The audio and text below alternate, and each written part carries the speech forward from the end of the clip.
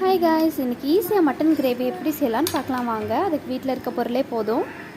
நான் 1/2 kilo mutton எடுத்திருக்கேன். அதை நல்லா தண்ணி வச்சு நல்லா கழுவிக்கோங்க. மஞ்சள்தூள் போட்டும் ஒருக்கா கழுவி எடுத்துக்கோங்க. குக்கரில் நம்ம கழுவின மட்டன், கொஞ்சம் மஞ்சள் தூள், மிளகாய் தூள், நான் வீட்டில் அரைச்ச மிளகாய் கொஞ்சம் சேர்த்துருக்கேன். சக்தி மட்டன் மசாலா ஒரு 3 டேபிள் ஸ்பூன் சேர்த்துக்கோங்க. கொஞ்சம் கல்லுப்பு, கடை மிளகாத்தூள் கொஞ்சம் சேர்த்துருக்கேன். 1/2 கிலோ மட்டனுக்கு 1.5 சொம்பு தண்ணி சேர்த்துக்கோங்க. ஒரு 5-6 விசிலுக்கு வேக வச்சு எடுத்துக்கோங்க. ஒரு கடாயில் எண்ணெய் ஊற்றி எண்ணெய் காஞ்சதும் சின்ன வெங்காயம் 2 கைப்பிடி சேர்த்துக்கோங்க. கட் பண்ண தக்காளியும் ஆட் பண்ணிக்கோங்க. ஒரு 1.5 டேபிள் ஸ்பூன் மட்டன் மசாலா சேர்த்துட்டு நல்லா கிளறிக்கோங்க. இப்போது மட்டன் நல்லா வெந்துருச்சு. மட்டன் சேர்த்து நல்லா பரட்டி விட்டுக்கோங்க. இப்போ உப்பு காரம் எல்லாம் செக் பண்ணிக்கோங்க.